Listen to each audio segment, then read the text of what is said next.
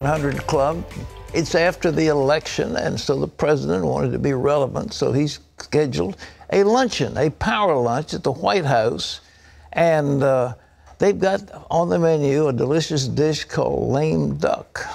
And we'll see how that plays out. But we might get some insight as to what Republicans want from the president. And today we've also got Senator Rand Paul, who will not be at the luncheon, but who will be willing to give us some insight as to what the Republicans are looking for. Terry. Well, the president is meeting with both sides to go over their agendas, but the American people want more than talk. They want results. Charlene Aaron has the story. The big question is, will President Obama and congressional Republicans work together on key issues facing our country? The president says he's willing to hear GOP ideas, and Republicans are offering some proposals. The American people made it clear Election Day. They want to get things done. House Speaker John Boehner has laid out an agenda for the new Republican-led Congress. He promised the approval of the Keystone XL pipeline to bring oil from Canada to the U.S. Gulf Coast.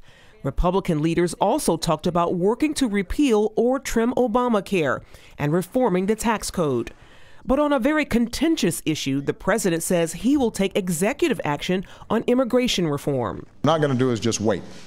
I think it's fair to say that I've shown a lot of patience. However, both Boehner and soon-to-be Senate Majority Leader Mitch McConnell warned the president that using executive orders to change the immigration system will be devastating for any attempts at bipartisanship. I believe that the president continues to act on his own. He is going to poison the well. When you play with matches, you take the risk of burning yourself. And he's going to burn himself if he continues to go down this path. Charlene Aaron, CBN News. Well, joining us now from Capitol Hill is one of the leading senators in the Republican Party, Rand Paul of Kentucky. Senator, it's a pleasure to have you with us again on the 700 Club. Let me ask you one question to start off. What was life like in the Senate under the domination of Senator Harry Reid? What did you feel like? You know, in some ways kind of boring because we never got to vote on anything. There was no Republican input on any bills, no Republican amendments for the last couple years. So in some ways it was just sort of a giving up. And so I think it's going to be different. I think with us in charge, that Senator McConnell is going to allow Democrats to have votes on their amendments, and he's going to allow them to have input on legislation, because frankly, that's the only way things can pass in the Senate. So I think it's going to be a big improvement. Well, you've got what is called a lame duck Congress right now because you haven't really, the new members haven't taken their seats yet. Do you think anything's going to be done in this interim period?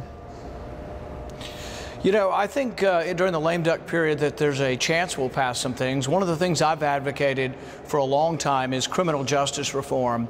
I think youthful kids who make mistakes with drugs, we ought to try to help them. But I think 10 and 20 years in jail is just going too far. Many of them lose their right to vote. Many of them lose their ability to get useful work, and then they go back into a cycle of drugs and poverty. So I'd like to see reform of criminal justice system. And there's actually agreement on both sides of the aisle.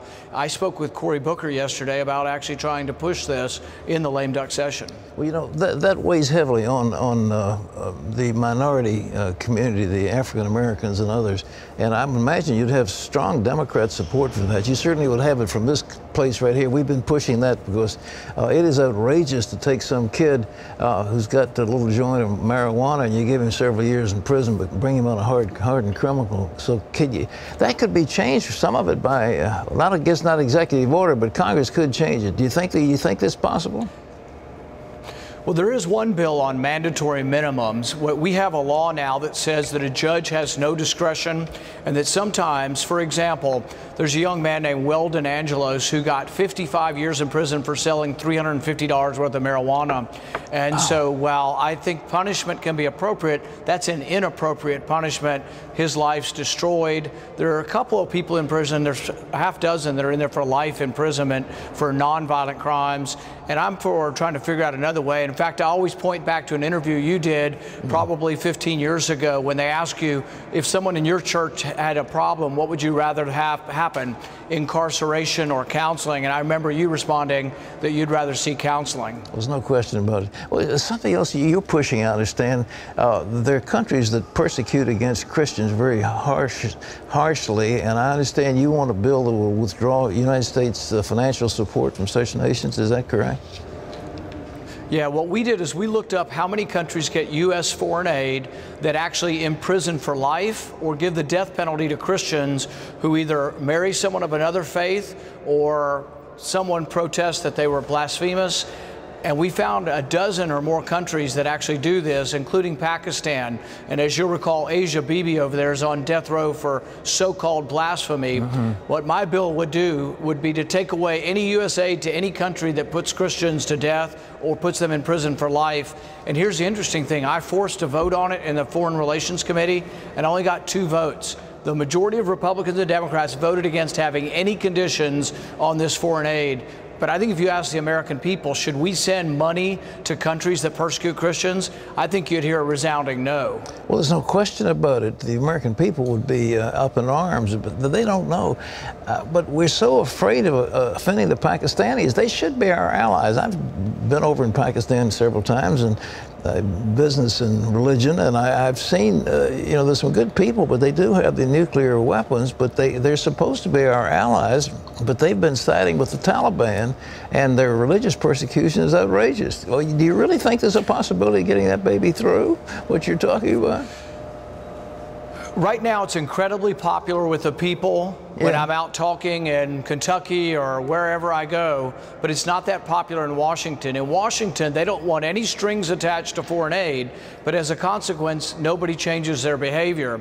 And like I say, the story of Asia Bibi or the story of Miriam Ibrahim are dramatic stories of persecution, and I can't see 1 penny of my money going to a country that would persecute Christians or Jews or other religious minorities. I guess the leading point in the election, which was won so resoundingly by the Republicans, had to be Obamacare.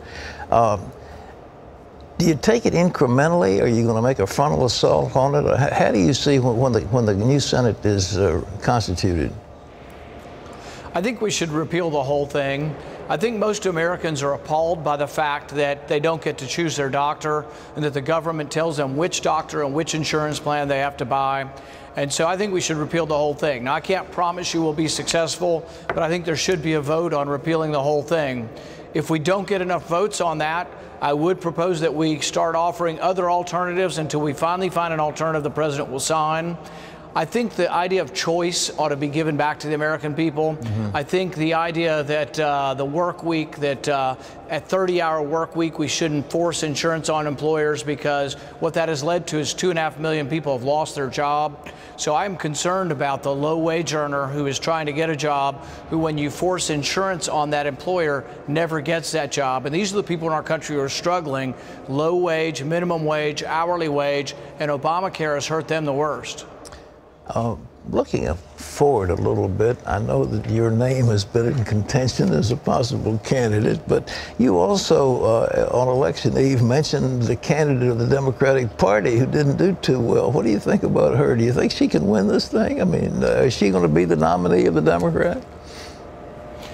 You know, I think a lot of candidates this time around ran as Clinton Democrats. They try to disassociate themselves from the president, but we tried to make the point that, you know what, running as a Clinton Democrat wasn't much better than running as an Obama Democrat. They were largely unsuccessful, and most of Hillary Clinton's people that she worked hard to campaign for, and Bill Clinton, actually didn't do very well. And I think they kid themselves that no one really has made judgments based on either Bill Clinton's character or Hillary Clinton's policies. Over time, I think those really have maybe come to be more of a weight than people actually acknowledge. Tell me what's coming, 1, 2, 3, when January rolls around. It will be the Republican initiatives in the Congress, and I think the House and Senate will be pretty much together. What will be the 3 or 4 top priorities?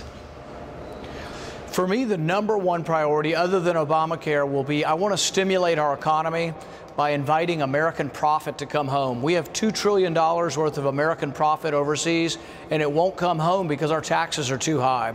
So I think if you lowered that tax rate, you've got the potential of a $2 trillion stimulus for the economy, but not a government stimulus. This would be American companies bringing their money home and stimulating our economy. You could also take a small portion of that in taxes, a 5% tax, and you could put that money into the road fund. Our road fund is seriously underfunded. So I think it could be a win-win situation. You lower a tax rate, bring in more revenue, and then you also are able to build some roads and bridges. I'm going to be meeting with leadership this morning and pushing that idea. There is some bipartisan support for it. I actually have some Democrats supporting this, so I'm going to work hard to see if I can get it done. Well, we wish you the best, and congratulations on all these victories that have come about in the last few days. Well, thank you. Thanks for having me on. Senator Rand Paul, ladies and gentlemen, a voice of reason that you find from Kentucky. His father, Ron Paul, was a good friend over the years, and Rand is a practicing physician, goes out on missionary trips and so forth, but some tremendous thoughts. That's some great ideas. Oh, really, that they really would be considered seriously. And the people are responding to it quite frequently. So anyway, his name is in the pot for the presidential run. I don't know if, I won't prognosticate, but he'll be one of the contenders for sure.